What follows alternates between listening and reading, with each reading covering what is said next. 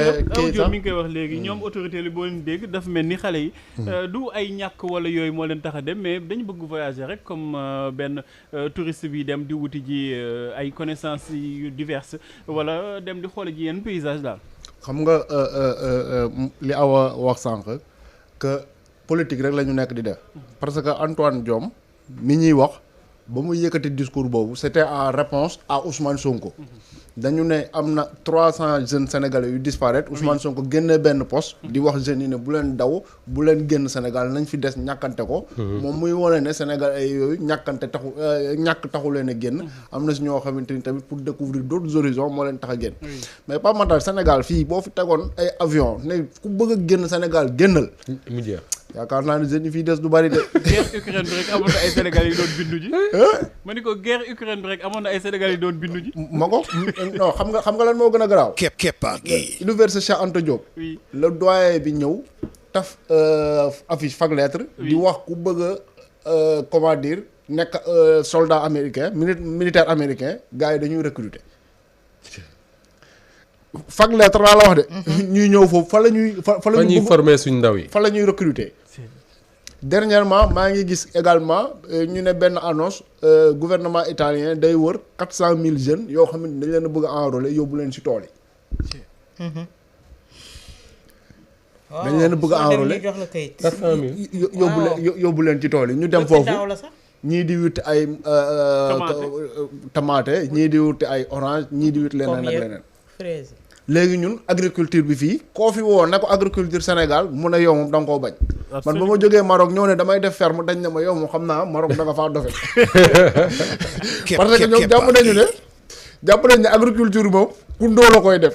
non mais parce que image bi ñu am ci agriculture la. image bi ñu am ci agriculture la ab fas ngay jiital wala ab mbaam. yor sa machine topp ci ginnaaw. agriculture boobu xam nga ne fii ba allah yow mi diini doo ci génn. doo ci génn agriculture boobu bi sunu maam yi daan def yor sa uw ak sa illeer dem di bay loolu da ngay bay ba sonn boo ci amee loo dundee la cay des soo ko jaayee doo ci jënd ñetti xar.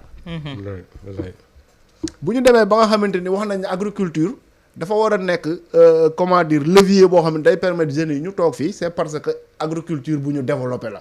mais pas naka sunu maam yaak sunu maamaati maam ya daan defee ba léegi nii. agriculture boo xamante ni ay plantation lay doon ay hectares nga mettre à la disposition des agriculteurs ay tracteurs ak yeneen. mais man kenn nee na ma fi. tracteurs yi fii régime bi indi dernièrement ba président Macky Sall photo ak moom def ak moom lépp nee na ma yu ci bëri ña nga Mauritanie. ah oui wóor na yàlla. nee na ma yu ci bëri ña nga Mauritanie parce que ñoom da ci am bu ñuy wàcc fii benn kii yu ñu leen di defal benn genre GPS yoo xamante ni fu machine bi nekk ci dëkk bi dañ koy xam. nee na yu bëri. Mauritanie la ñu mujjee. te loolu bu amee du loo xamante ni lu bees la ak Guyana aussi même chose nañ doon wax. ñu ngi nekkoon Mauritanie oui du temps de Wade bari na ay dëkk yooyu dem gis seen machine yi ci àll ba kenn utilisé wu ko. te pourtant Guyana ak Réva moo taxoon yooyu la machine ñëw Sénégal. ma ngoog mais c'était de très bons plans. xam nga ñun lan mooy suñu problème jëfee. keppaa gi.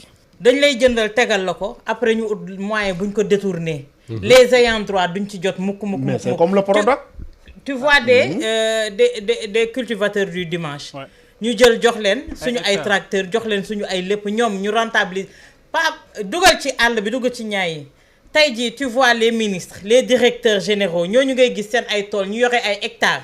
pas matar jël ñu leen ko bayal jox leen machine yi ñu waroon jox suñu baykat yi ñu jox leen ko ñoom ñu ciy bay ñii di bay ay puloox di ci am xaalis te puloox ñu mënoon ko bay ci biir réew mi.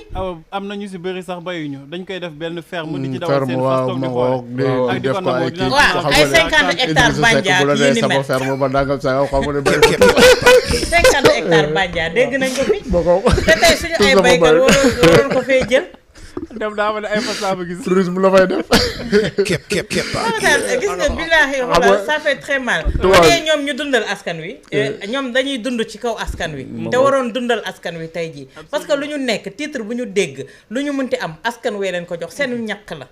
ñàkku askan wi la ñuy dundee moo tax billaahi loo ci gis chaque jour di nga gis ci seen kër yi ñu am loo xamante ne duñ ko mën a ŋaan fenn ndax ñàkk doomu aadama yi la ñuy dundee chaque jour ñu gis ci seen kër yi seen doom yi melokaan boo xamante ne neexu leen wala ñoom ci seen bopp ñu am jàngoro yu leen tëral loo xam ne neexu leen parce que ñàkku baadoole yi la ñuy jël di ko dundee surtout ñàkku baykat mais li gën a améra Mame Birame Ba Makhtar mooy da ngay ñëw ci réew moo xam ne li ñu am ci soleil jant bi li muy tàng daanaka bariwul réew yi mu koy tàng nga xam ne loolu mën naa nekk électricité bu doy électricité boobu kenn defu ko rek pour ñu ne président Macky Sall électrifié na tel village ñaari lampe nga fay tàkk mais électricité dafa war a servir lu bare kon ne kenn du fi nekk di jooy woyofal comme ni ñu koy defee taay yaay laay mais loolu dafa war ci man ci dëkku àll yi dafa war a servir lu bari dama koy wax benn jour sama benn mbokk baykat dafa réew ba sondka ma ne ko tey su fekkoon ne dama nekk man jeune sénégalais gis un jeune cultivateur sénégalais mu yor toolam di ko bay à côté ci dëkk ba mu dëkk mu tabax fa ab terrasse am courant ca biir mën a am frigidaire mën a am clim mën a am ventilo mën a am leneen ak leneen kooku su ko beneen baykat gisee dina ko ñee pour toog yaa ngi dégg te yooyu pourtant c'est des choses basiques yoo xam ne ci réew moo xam ne jant baa nga fay tàkk ndox bari fa lu mën a nekk la tey jii man pour man électricité bii ñu wax ci réewu taax yi la waroon gën a jafe que ci àll bi tout à fait parce que soleil bi mi ngi fa mais dëkk boo xam ne yow comme di Mame Birame say maam dañ doon bay say baay di bay yow ngay bay dëkk boobu depuis 1960 et bien avant 1960 ba léegi soo fa demee guddi lampe tàkku fa dëgg lampe pétrole ak sondeel lañ fay taal ba léegi suñu waxee ñaa électrifié nañ tel village te boo déggee nag Pa Makhtar ñu naan la électrifié nañ tel village affaire yooyu gis nga boo laajtee ñi fa dëkk dañ naan la par exemple benn arrondissement boo xam ne lu mat 60 villages war na faa nekk ñu ne la électrifié nañ fa ñaar wala ñett wala poto courant bi romb na leen yooyu ngay dégg mais ñun commencé wuñu woon di jaay courant wala fan waaw waxoon nañ ko fi de yow courant coupé wul léegi fii man ko courant coupé wul léegi fii waaw dama déggoon rek ne ñun dañoo bëri le bay jaay bay jaay Guinée looloo tax may laajte ndax courant boobu dafa ngelaw li da koy yóbbu benn côté wala Guinée googu nga tuddoo awa mook Sénégal ñoo ëpp nattu ci àdduna xam nga man sax à un moment donné ni mu riche dama yaakaar ne Sénégal yàlla dañoo mere ba moo tax mu envoyé ñu Macky Sall non c'est vrai parce que quelque part ñun yi ñu am yëpp tey dara jëriñu ñu ci man moo ma yéem quoi Moustapha nu mu ko waxee noonu ci soleil bi noonu la nekkee ci sunu fleuve yi 3 fleuves ba mata te yow autosuffisance alimentaire mënoo koo am nga am phosphate fii ne gàññi mënu laa servir am dëkk boo xam ne ku gas am or waaw nga am côte 750 kilomètres yabooy di te nit ñi wallaahi yabooy di te nit ñi te nga am 750 kilomètres de côte de Cap Skirring à Saint-Louis nit ñi mën nañ faa napp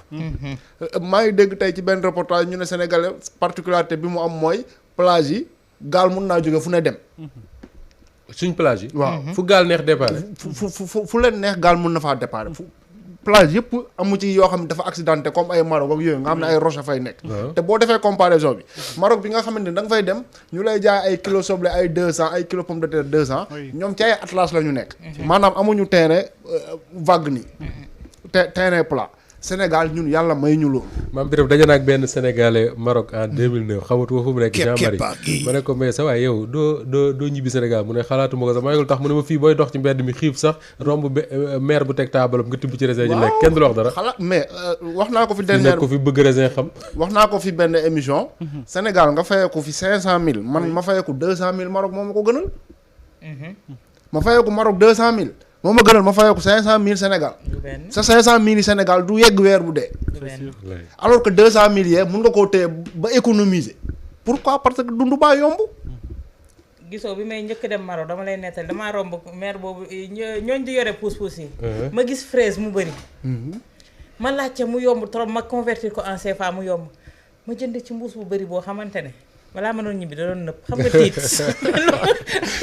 xam nga lu gën a tey grave xam nga moom mu ngi wax fraise. loolu affaire njaayeen. te loolu. je suis persuadé que sama réew. te mënoon na fee bayu. mais bien sûr. xam nga leneen li ci gën a yéeme Pape Matar. mooy nee naa la bu ma amee 500000 Sénégal dinaa am ay problème pour dund contrairement ak 200000 yi ma mën a am Maroc. te Maroc boo fa ne ak sa 200000 yooyu da lay leer ne dund gu lekk gu baax ngay jënd. da lay leer ne lekk gu baax ngay jënd mais Sénégal fii ceebu jën yoo xamante ni balaa ñu koo togg dañoo jël diwlin ngi teg ko ci naaj bi ba mu ruy booy déglu maa bi génn Sénégal rek ngay bëgg. non mais c'est extraordinaire ñu segal gi lañ ñuy ay xol bu jeex. c'est vrai de da ngay yéeg saa gis bidon diwlin bi borom bitig bi génne ko teg ko ci naaj bi. Pétersen bee boo fa demee am na ruq boo xamante ne nii produit périmé rek lañ fay jaay. di changer date yi. ak buntu port. am na yoo xam ne duñ changer sax date bi noonu la ñu koy bàyyi. ci Sénégal. parce que dañ lay gëmloo ne su périmé tu as encore 1 mois wala 2 mois pour lekk ko. yow ça fait dañuy ñëw di la ko jaay nga koy jënd yow sénégalais. léegi yow coût de la vie. pourtant on est émergent de. waaw émergent ñu koy on immergé. À combien de mètres de profondeur? on immergé. À combien de mètres de profondeur? c'est extraordinaire. yow xam nga bu nekkee